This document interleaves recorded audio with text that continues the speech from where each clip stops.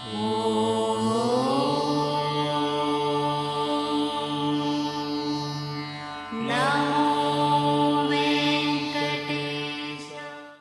నమస్కారం. ఈరోజు జనవరి 12 మనం జాతీయ దినోత్సవంగా వివేకానందని పుట్టినరోజు. ఈరోజు మనం వివేకానందని గురించి కొన్ని విషయాలను తెలుసుకుందాం. ఆయన మన సనాతన ధర్మం గురించి, హైందవ మతం గురించి, అమెరికాలోని చికాగోలో ఇచ్చిన సందేశంలోని కొన్ని విషయాలను ఈరోజు మనం గుర్తు చేసుకుందాం.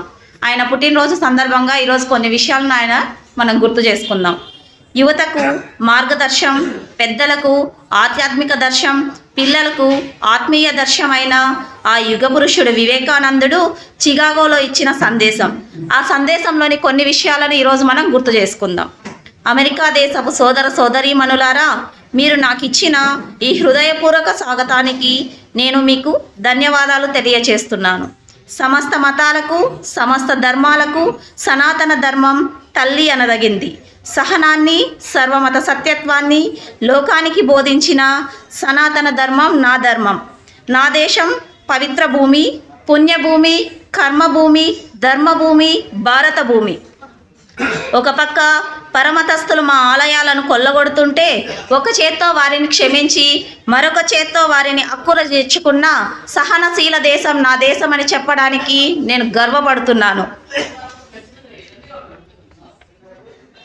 ఏమని చెప్పగలను, ఎంతని చెప్పగలను నా హైందవ మతం గురించి? యోగా మాది, ధ్యానం మాది, చదరంగం మాది, యుద్ధ కళలు మావి, ప్రపంచానికి 0 అనే అంకెను అందించిన ఘనత మాది. సూర్యుడు తిరుగుటలేదని, భూమి సూర్యుని చుట్టూ తిరుగుతుందని చెప్పిన ఆర్యభట్ట మావాడే. జ్యోతిష శాస్త్రం రచించిన వరాహవీరుడు మావాడే. అర్థశాస్త్రం రచించిన చాణక్యుడు మావాడే. చెప్పాలంటే చరిత చాలా ఉన్నది ఘనత. కాకపోతే మీరు సైంటిస్టులు అన్నారు, మేము ఋషులు అన్నాము. అందుకే మా ధ్యానం పురాతనం, మా ధర్మం సనాతనం. జరిగింది, జరగబోయేది పూర్వజన్మల దుష్కర్మల దుష్ఫలితం, సత్కర్మల సత్ఫలితం. ఇదే మా ధర్మ సిద్ధాంతం. అన్ని మతాలు ఒక్కటే. అన్ని మతాలలో జరిగే పూజా విధానాలు భగవంతుని గురించి తెలియజేసేవే. దేవుడు ఒక్కడే, మార్గాలే వేరు, మతాలే వేరు. అసలు మతం అంటేనే మానవత్వం. మతం మనకు మనశ్శాంతిని ఇవ్వాలి, లోక కళ్యాణానికి దారి తీయాలి. ఈ దేశంలో జాతీయ సమైక్యత వెల్లువియ్యాలంటే పరమత సహనాన్ని పాటించాలి. ఓ మహాప్రబోధకులారా, ఈ విశ్వ మానవ మతం అనే దానిపై ఆలోచించండి. ఇది దేశాలకు అతీతంగా, కాలాలకు అతీతంగా, ఒక బౌద్ధ మతంగా కాక, ఒక క్రైస్తవ మతంగా కాక, ఒక ఇస్లాం మతంగా కాక, ఒక హైందవ మతంగా కాక, ఏకైక మానవ మతంగా ఉండాలి.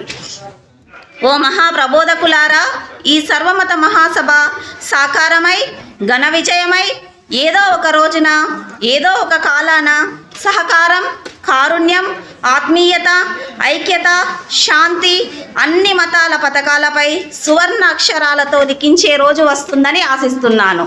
జై హింద్. సెప్టెంబర్ 11న 1893లో వివేకానందుడు అమెరికాలోని చికాగోలో మన భారతదేశం, మన సనాతన ధర్మం, మన హైందవ మతం గురించి చాలా గొప్పగా, చాలా గర్వంగా చెప్పిన కొన్ని విషయాలు. ఈ విషయాలకు మన దేశం మొత్తం గర్వపడింది. అలాంటి సనాతన ధర్మాన్ని, హైందవ మతాన్ని మనం మన పిల్లలకు చిన్నప్పటి నుంచే నేర్పించాలని తెలియజేస్తున్నాం.